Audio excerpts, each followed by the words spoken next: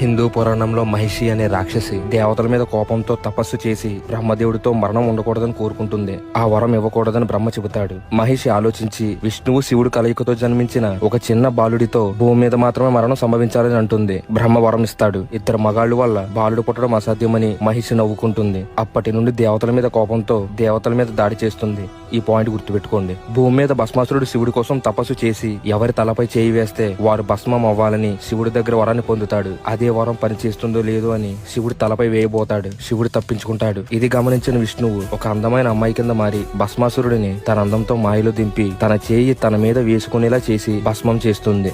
శివుడు కూడా ఆ అమ్మాయి అందానికి మైమరిచిపోయి తన కళ్ళల్లోకి ప్రేమగా చూస్తాడు. అలా ఇద్దరి కళ్ళు కలవడంతో ఒక దివ్యకాంతి వెలిసి అయ్యప్ప స్వామి జన్మిస్తాడు. అలా జన్మించిన అయ్యప్ప స్వామి మహిషిని అంతం చేస్తాడు. నా దృష్టిలో విష్ణుమూర్తి శివుడు ఏం చేసిన లోక కళ్యాణం కోసమే.